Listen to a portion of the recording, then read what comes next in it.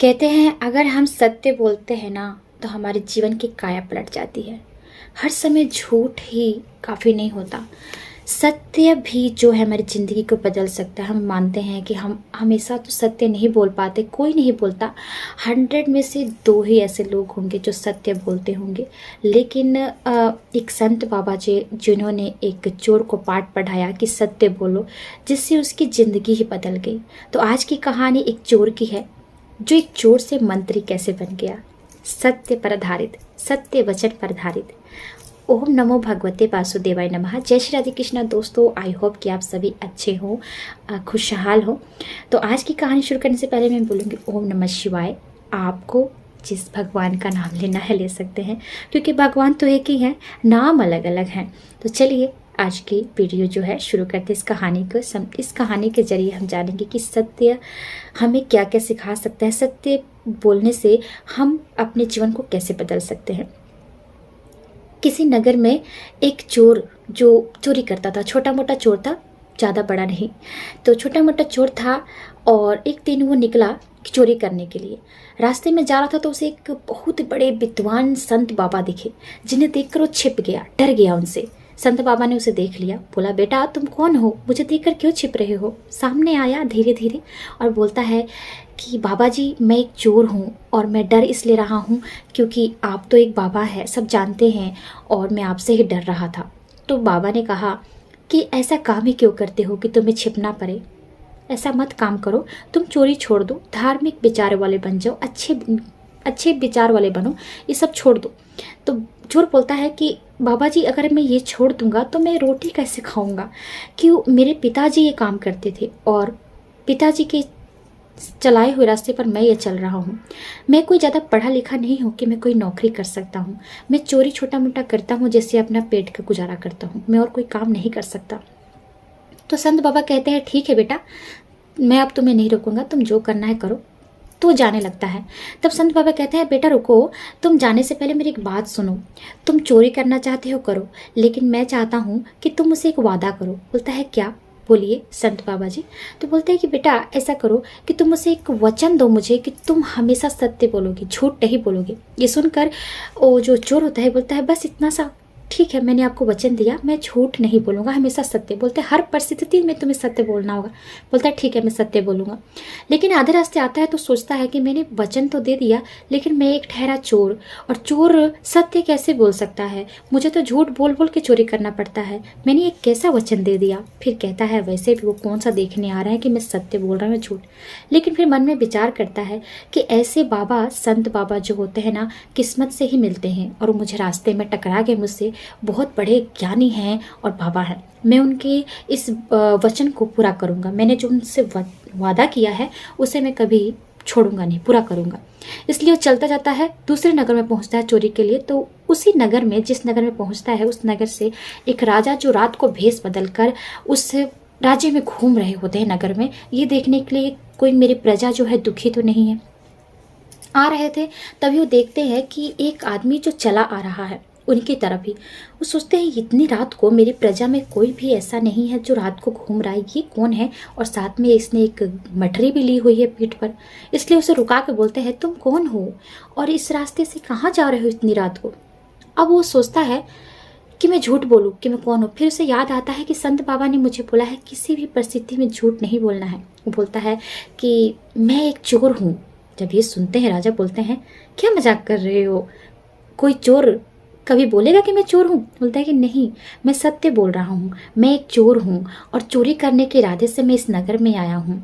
तो अब ये सुनकर राजा हक्का बक्का रह जाता है, सोचने लगता है मन ही मन कैसा चोर है, सच्चाई बता रहा है कि मैं चोर हूँ। जब वो सोच रहा है तब वो जो चोर होता है पूछता है राजा से कि आप कौन हो, आप यहाँ पे क्या कर रहे हो। तो राजा सोचते हैं कि क्यों ना इसकी मैं परीक्षा लूँ। इसलिए वो बोलते हैं कि मैं भी एक छोटा मोटा चोर हूँ, मैं तो छोटा मोटा भी सीख रहा हूँ चोरी करना, इसलिए मैं भी निकला था। अच्छा हुआ तुम मुझे मिल गए, तुम तो बड़े बड़े चोर नजर आते हो, लगता है बहुत बड़े बड़े हाथे मारते हो। बोलता है नहीं मैं भी छोटा हूँ, लेकिन मैं बहुत दिनों से चोरी का काम कर रहा हूँ। बोलता है तब तो अच्छा है, मैंने अभी शुरुआत की है, तुम मेरा साथ दे देना। राजा ऐसे बोलते हैं कि चलो ना एक बहुत बड़ा हाथ मारते हैं, हम राजमहल में चलते हैं। अभी सुनकर जो चोर होता है बोलता है, पागल हो गए हो क्या, मुझे मरवाओगे? और ऐसे भी मुझे राजमहल का रास्ता नहीं पता, मैं कैसे उसमें जाऊंगा? बोलता है कि चिंता मत करो, मैं तुम्हें एक खुफिया रास्ता बताऊंगा उसमें जाने के लिए। राजा ऐसे बोलते हैं। तो बोलता है, क्यों, तुम्हें कैसे पता कि उस राजमहल में खुफिया रास्ता, तुम्हें कैसे पता? बोलता है, अब राजा उसका विश्वास जीतने के लिए बोलते हैं कि मैं बहुत पहले समय उस राज्य में एक नौकर था, मुझे उस राज्य का सब कुछ पता है, गुप्त रास्ता, खजाना, सब कुछ पता है। लेकिन राजा, जो क्रूर राजा था, उसने मुझे नौकरी से निकलवा दिया। अब जब उसने मुझे नौकरी से निकलवा दिया तो राजा के यहाँ से नौकरी से निकला हो कोई मुझे नौकरी नहीं देता, इसलिए मुझे छोटा मोटा चोरी कर कर अपना पेट पालना पड़ता है। अब ये बात सुनकर उस चोर को विश्वास हो जाता है कि चोर है। बोलता है, ठीक है। बोलता है, चलो मैं तुम्हें राजमहल में लेकर चलता हूँ। लेकर चल देता है राजमहल में, और पीछे के रास्ते से राजा उस खुफिया रास्ता को खोलते हैं और चोर को एंटर करवाते हैं। जाने के बाद राजा बोलते हैं कि देखो, मैं अंदर नहीं जाऊंगा क्योंकि मैं तो छोटा मोटा चोर हूँ, मुझे तो चाबी भी मेरे पास है नहीं लॉकर का खोलने के लिए, कि तुम्हारे पास तो सब कुछ होगा, तुम जाओ अंदर और मैं बाहर से इंतजार करता हूँ। बोलता है, तुम पागल हो, मुझे क्या पता कहाँ पे खजाना रखा है? बोलता है कि देखो, सामने जाना, वहाँ पे एक बड़ी सी फोटो लगी है, उस फोटो को तुम टर्न करना, घुमाना, तुम्हें वो गेट खुलेगा और उसके अंदर ही खजाना मिलेगा। बोलता है, ठीक है। तो राजा वहाँ पे पहरा देने लगते हैं और चोर अंदर चला जाता है। वो जैसे ही देखता है सामने सच में एक फ़ोटो लगी हुई है, उसने उस फोटो को ऐसे हिलाया तो गेट खुल गया और वो अंदर जाता है। अंदर जाता है तो एक बड़ा सा संदूक देखकर अचंभित रह जाता है। एक वहाँ पे छोटा संदूक रहता है, एक बड़ा रहता है। बड़े संदूक को फटाफट से अपनी चाबियाँ निकालता है और खोलने की प्रैक्टिस करने लगता है, लेकिन असफल रहता है। बड़े संदूक को नहीं खोल पाता तो कहता है, छोड़ो, इसके पीछे क्या हाथ मार रहा हूँ, ये मैं छोटा वाला जो संदूक है उसमें हाथ डालता हूँ। छोटा संदूक को खोलने की कोशिश करता है, खुल जाता है, लेकिन उसमें 3 हीरे होते हैं। वो सोचता है कि बाहर जो पहरा दे रहा है उसे भी मुझे हिस्सा देना होगा, अगर 4 होते तो मैं 2-2 कर देता, लेकिन यहाँ पर 3 है। फिर वो सोचता है, क्यों ना मैं एक अपने पास रख लेता हूँ और 2 ले जाऊँगा, उसे बोल दूंगा यहाँ पे 2 ही हीरे थे, एक उसे दे दूंगा, एक अपने पास रख लूँगा। फिर उसे संत बाबा की बात याद आती है कि कभी सत्य का साथ मत छोड़ना। फिर सोचता है कि मैं बेईमानी नहीं कर सकता, इसलिए वो 1 हीरा वहीं पर छोड़ देता है, 2 हीरा उठाता है और राजा के पास जाता है। बोलता है, ये लो, एक तुम्हारा और एक मेरा, अब हम दोनों के रास्ते अलग हो गए, फिर जिंदगी में कभी अगर भगवान ने चाहा तो मिलेंगे, और अपने रास्ते निकल जाता है। राजा सोचने लगता है कि उस संदूक में तो 3 हीरे थे, इसने 1 हीरा मुझे दिया, एक अपने लिए, ऐसा क्यों कहा कि 2 हीरे हैं, एक तुम रख लो एक मैं, ऐसा क्यों? जाकर देखते हैं तो सच में वहाँ पर संदूक में तीसरा हीरा वहीं पर रहता है, और 2 हीरे जो लेकर आता है एक राजा को और एक खुद रख लेता है। राजा कहते हैं कि चोर के साथ साथ सत्य भी बोलता है और इतना ईमानदार भी है, बहुत ही अच्छे इंसान से मेरी जान पहचान हुई है। इसलिए वो क्या करते हैं, राजा उससे बहुत ज़्यादा प्रभावित होते हैं, और उस दिन वो जानबूझकर वो खजाना का गेट खुला छोड़कर अपने महल में जाकर सो जाते हैं। सुबह होते ही दरबार से आवाज़ें आने लगती हैं कि हमारे राजमहल में चोर घुसा था, चोरी हुआ था। राजा जब जगते हैं, देखते हैं क्या हुआ, सभी लोग चिल्लाते हैं कि राजा जी, हमारे घर में तो चोरी हुआ है। राजा कहते हैं, मंत्री को बुलाते हैं, क्या हुआ? मंत्री कहता है, लगता है कोई यहाँ का खास जो इंसान है उसने इस गुप्त रास्ते को बताया है चोर को, और उसी की वजह से इसकी चोरी हो गई है। तो राजा कहते हैं कि ठीक है मंत्री जी, आप जाकर देखिए, तराशिए उसमें क्या चीज़ चोरी हुआ है। मंत्री जाता है, वहाँ पे देखता है कि संदूक खुला हुआ है। संदूक को खोलता है तो देखता है वहाँ पे एक हीरा है। तो उससे मंत्री को भी पता है कि 3 हीरे उसमें थे, मंत्री भी जानता है। वो सोचता है कि चोर ने 1 हीरा छोड़ दिया, 2 ले गया, क्यों ना इस हीरे को मैं रख लेता हूँ, और चोर तो पकड़ा ही जाएगा, पकड़ने के बाद तो मृत्यु की सज़ा उसे मिलेगी, और उसे किसी को क्या पता, राजा को कैसे पता कि यहाँ पर एक तो हीरा था। वो हीरा अपने पास रख लेता है और निकल जाता है। राजा पूछते हैं क्या हुआ, मंत्री जी बताइए। मंत्री कहता है कि राजा जी और कुछ तो सब ठीक है, लेकिन एक संदूक है छोटा सा जो खुला था जिसमें 3 हीरे थे, वो तीनों हीरो गायब है। राजा मंद मंद मुस्कुराते हैं और समझ जाते हैं कि मंत्री अब यहाँ पर बेईमानी कर बैठा।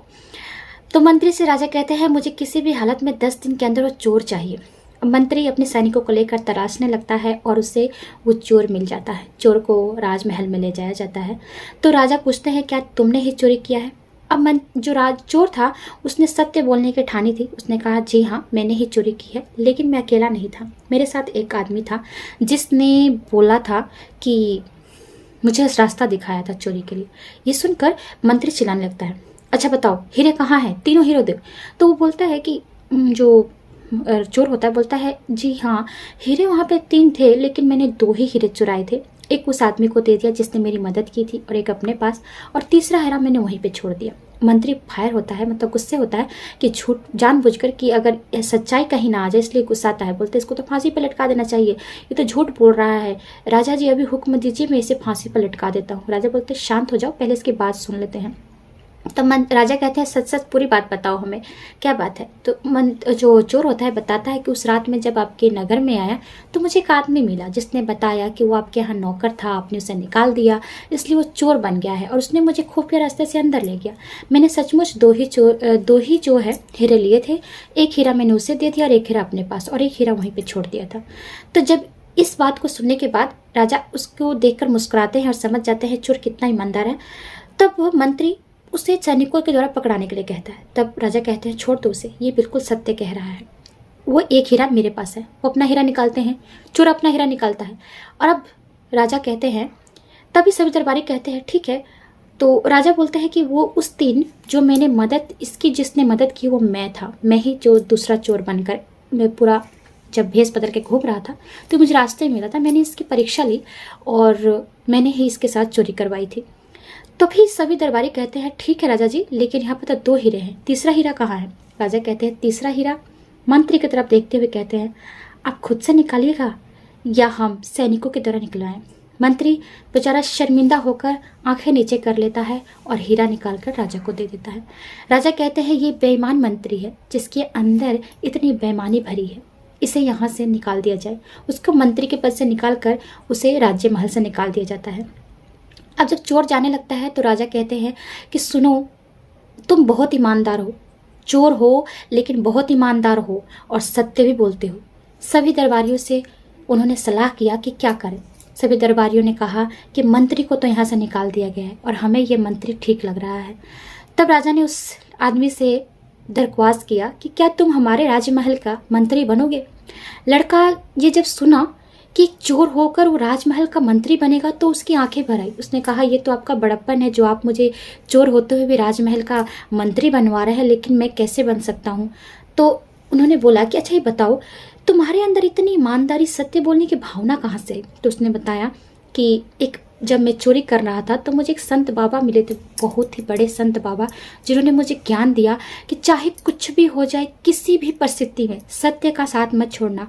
और आज इस सत्य के कारण ही मुझे चोर से मंत्री बन बैठा हूँ मैं।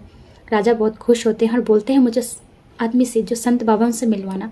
चोर उन्हें जो मंत्री बन चुका था, राजा ने उसे अपने मंत्री बनाया और साधु बाबा से मिलकर उनका भी धन्यवाद किया और उनकी प्रवचन सुना और अपनी ज़िंदगी में अपनाने की कोशिश की।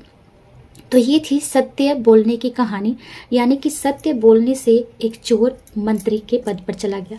तो आपको आज की कहानी कैसी लगी जरूर बताइएगा और आपसे मैं अगली वीडियो में मिलती हूँ। तब तक के लिए आज्ञा दीजिए। धन्यवाद। राधे कृष्ण।